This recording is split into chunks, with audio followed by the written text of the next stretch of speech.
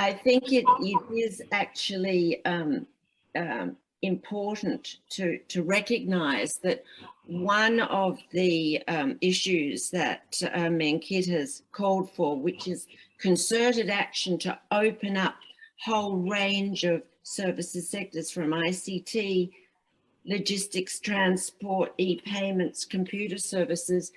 This is precisely the set of sectors that John Drummond's work to measure the extent of regulation and the extent of opening up has identified are in need of more effort.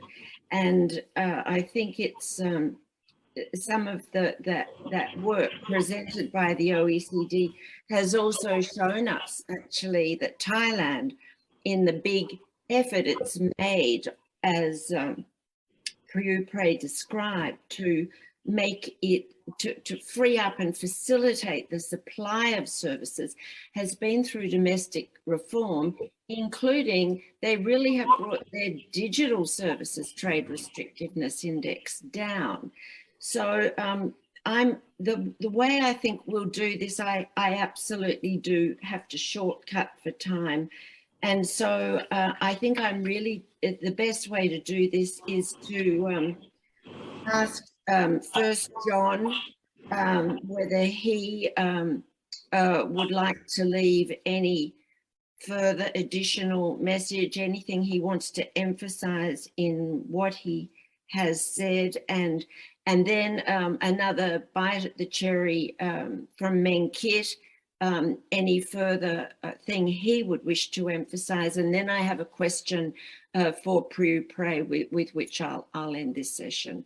So John, do you have any particular additional thing you would like to stress?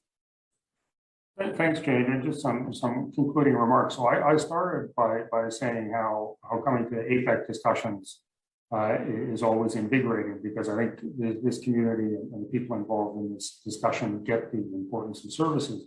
But then Vangelis kind of told us about how APEC was losing a bit its edge overall. And what my message to leave with you is that in the services competitiveness roadmap, in the work that you're doing, you have the tools and the capacity to regain that edge, to organize APEC economies for the 21st century, and so many common goals and objectives in the APEC way of working together and advancing these things thoughtfully and strategically.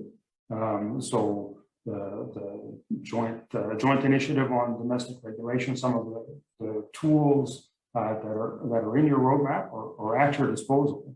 And I think the strengthened evidence base that you have can help to focus minds from a political perspective to make sure that you capitalize on benefits that services trade holds for citizens of all APEC economies. Thanks, Jane.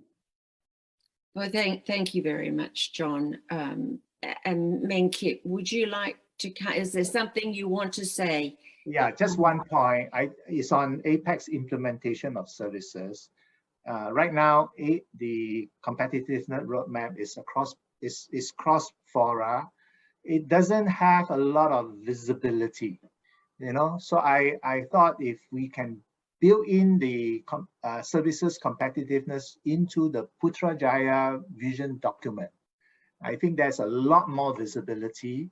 Then there's top of mind. You need to get there. So that's my suggestion, because right now it's sort of a little bit under the radar, but we know how important services is. Thank you. What I'm going to do is effectively give the last word to Priyu Prey.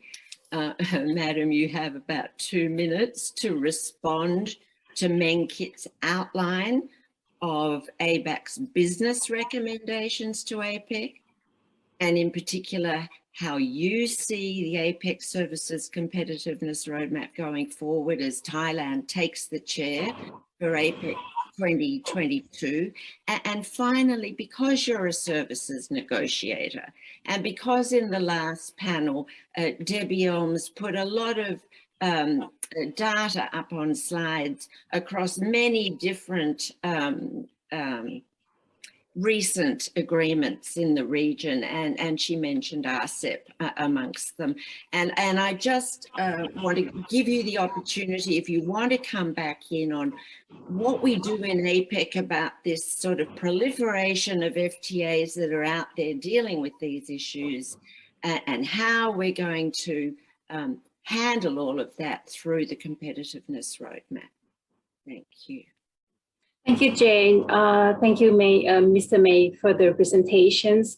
As the host for APEC next year, Thailand is pleased to carry on with the initiative, and we would like to see the roadmap being reviewed and adjusted to better reflect the current state of play of the trading services, and also the challenges that we probably see, hope less and not more.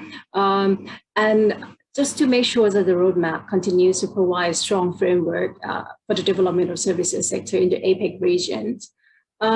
With respect to the work of the ASER, I think we echo, most of the recommendations as Mr. Meng just mentions, we should push forward unfinished business, like final push for services, removing the barriers of trades, particularly the area of the MSMEs participations, strengthen the abilities of the business towards mode 1, like cross-border services, and support accelerations of the digitalizations and services service certifications, and of course regulatory reforms to the domestic regulations.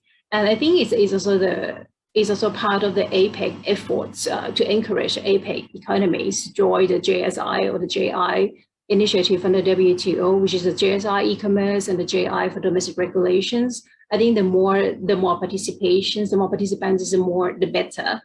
And with respect to what Deborah mentions, as James highly mentions earlier about the cross-cutting internationalization, so the e-commerce rules. And also in case of Thailand, we mentioned about the strategies and the reforms and the laws and the establishments of the legal frameworks in the countries. I would like to say that, as Jane mentioned earlier, it's very important to stick to the international baseline. For example, like the legal frameworks, you should looking at ancestral, for the electronic transactions, and also Thailand's also engaged like other ASEAN members. I think we engage in the ASEAN, we engage in APEC, we engage in FTA, we have ASEAN +1, like Deborah mentions, ASEAN New Zealand, and we also have RCEP. All these, we have the e-commerce chapter, we have the rules, but again, with those rules in the binding agreements, it's come to the enforcement of those rules. So it's mean that you need the readiness of the legal frameworks in the domestic is very important. And that domestic legal framework should be consistent with the international standards. And I think there's an APEC effort on these matters.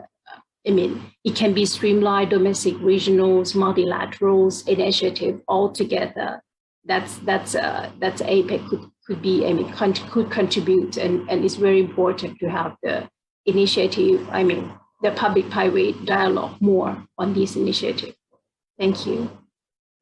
Well, that was a good point to end on. I couldn't agree more with that, because we simply cannot finish our agenda in the time frame we have.